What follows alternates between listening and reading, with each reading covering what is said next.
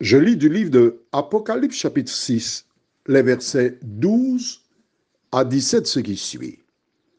Je regardai quand il ouvrit le sixième sceau, et il y eut un grand tremblement de terre. Le soleil devint noir comme un sac de crin. La lune entière devint comme du sang, et les étoiles du ciel tombèrent sur la terre, comme lorsqu'un figuier secoué par un vent violent jette ses figues vertes. Le ciel se retira comme un livre qu'on roule, et toutes les montagnes et les îles furent remuées de leur place. Les rois de la terre, les grands, les chefs militaires, les riches, les puissants, tous les esclaves et les hommes libres se cachèrent dans les cavernes et dans les rochers des montagnes.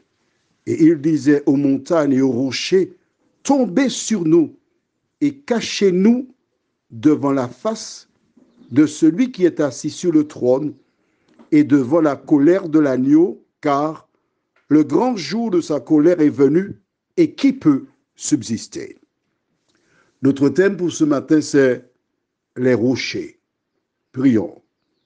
Notre Dieu, tandis que nous allons une fois de plus méditer sur des versets de la Bible, nous te remercions de nous guider dans la connaissance de la vérité, que ton esprit nous éclaire, afin que nous comprenions ce que nous lisons. Fais-nous cette grâce, nous t'en prions, au nom de Jésus et pour ta gloire éternelle. Amen. Le livre d'Apocalypse est souvent décrié. Bien des personnes essaient de le lire, ne comprennent pas. Mais c'est un puzzle. La Bible dans sa totalité est un puzzle. Alors, prenons le temps pour voir ce que ces différents versets indiquent. Vu l'importance de ces versets, nous allons le faire exceptionnellement pour ce matin et ce soir. Exceptionnellement parce que c'est trop important pour bâcler. Commençons par le verset 12. Je regardais quand il ouvrit le sixième sceau, et il y eut un grand tremblement de terre. Le soleil devint noir comme un sac de crin. La lune entière devint comme du sang, et les étoiles du ciel tombèrent sur la terre comme lorsqu'un figuier secoué par un vent violent jette ses figues vertes. En ouvrant le sixième sceau, la Bible déclare qu'il y eut un grand tremblement de terre. Note bien qu'après tremblement de terre, il y a une virgule. On est d'accord? Le soleil devint noir. En clair, ce n'est pas plusieurs jours ou mois ou années après. Nous n'avons pas d'indication. Mais ce que nous retenons, c'est qu'il y a un violent tremblement de terre. Depuis quelques années, des scientifiques font des rapprochements et sont arrivés à une conclusion aux alentours de l'an 2010, 2015, 2019, 2000, cette période-là, il y aura un grand tremblement de terre.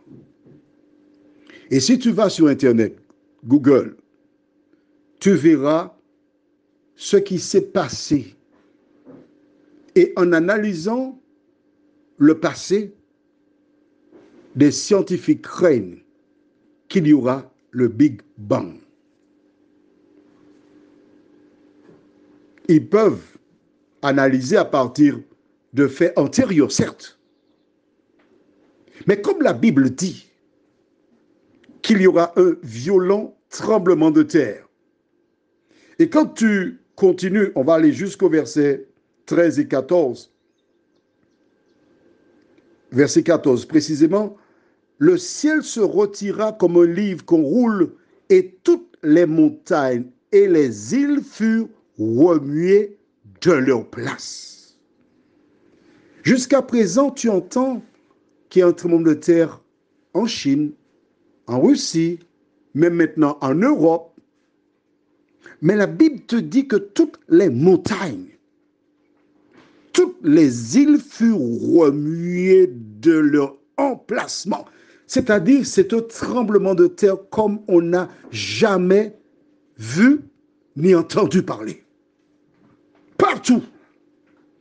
Beaucoup d'Antillais laissèrent, parce qu'ils avaient peur de tremblement de terre, les Antilles pour se rendre en Europe, en France précisément, parce qu'ils ont peur du tremblement de terre. Mais la Bible déclare que des montagnes du monde entier, les îles du monde entier, du Pacifique et autres, toutes ces îles seront remuées.